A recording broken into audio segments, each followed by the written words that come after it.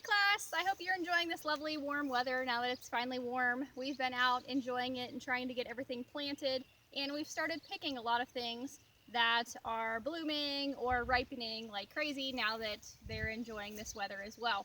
Behind me here are what we call caterpillar tunnels. They're also called low tunnels, and I just want to talk a little bit about them today because this is another thing that you can do in your backyard really easily to produce something edible or flowers. I happen to use low tunnels to grow my ranunculus, which is one of our most popular cut flowers. I happen to have been in a section that was white and pink.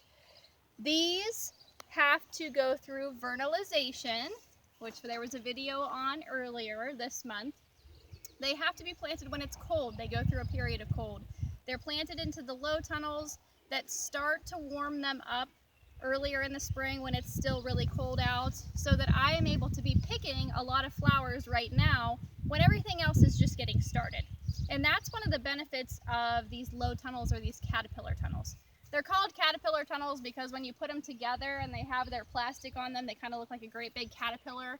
For those of you who are in my plant and animal science class, this is what we were tearing apart last fall. We took ours down.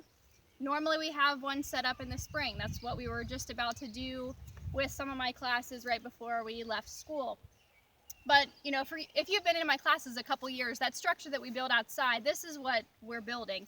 These are just larger than the ones that we build at school.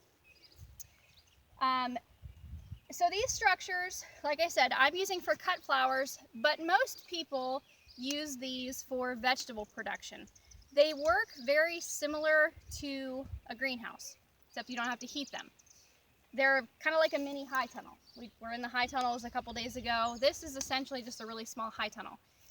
You can grow cold weather crops like lettuce and kale and green onions the entire year if you have a structure like this. Of course, in the summer, you don't need it to have its plastic on top of it like what you see. But for fall and winter and then into the spring months when it's still really cold, if you have the plastic over top of these, it stays warm enough in there, both the air temperature and the soil temperature stay warm enough that you can continue growing all year long. These structures are really easy to build and they're also fairly inexpensive. We put rebar. Oh my goodness. I knew that was going to happen. We put rebar in the ground.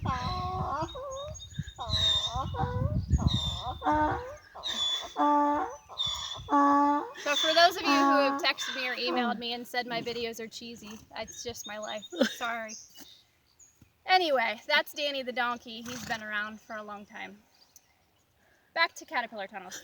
We put rebar in the ground. You can buy rebar at Lowe's, Home Depot. They'll cut it up for you. It comes in usually a 10-foot section, and you don't have to have a metal cutter at home. Just ask the people there to cut the rebar for you. We have ours in about 2.5-foot sections that we just hammer down into the soil every 5 feet. So your rebar, if you're constructing one of these, you're going to have a rebar every 5 feet going down a row and then 5 foot across. So it's kind of make a 5-foot square with your rebar. Then these hoops are nothing fancy. It's just electrical conduit that, again, you can get at Lowe's and Home Depot.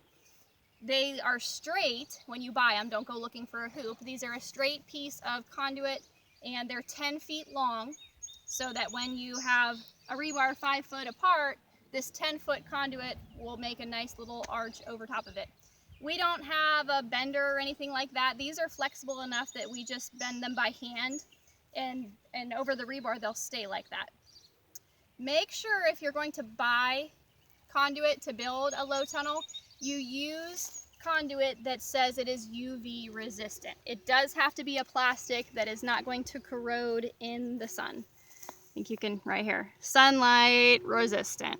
Make sure it says that if you want to build one of these. If you don't have that, the plastic breaks down within about 2 or 3 years, and then it's just, you know, breaking apart. It's brittle.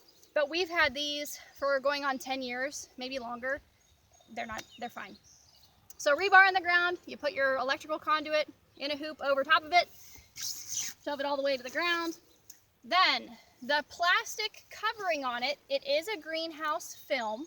It's basically the exact same thing as what is on a large high tunnel. They use them on big greenhouses. We buy ours at a farm supply store, but you can order it on Amazon. The stuff, that big box in the back at school that had a big roll of plastic in it, I ordered it on Amazon, and that's what we were going to use for our caterpillar tunnel. You just order greenhouse film, and then you can get whatever size you need depending on what you want to build. So that's easy to come by. The only other thing you need to build one of these low tunnels is some type of string. We have binder twine around the farm, so that's what we use. We make little hooks just out of metal wire to put the string through, and then that bottom hook just loops it into the bottom of the electrical conduit.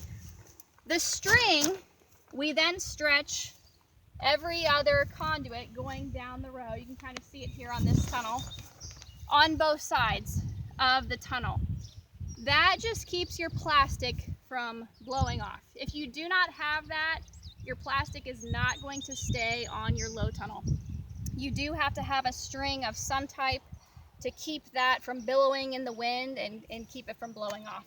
The string is what gives this caterpillar tunnel the caterpillar look, because it kind of snugs down the plastic in between the hoops. You do also need a way to anchor your plastic at the ends and get it to stretch tightly. And we're going to look at that here in a minute. We just use fencing supplies to do that. So this here is just an anchor stake that's drilled down into the ground. This is a fence tensioner, and then another fencing piece of equipment that you wad your plastic up into to pull it tight.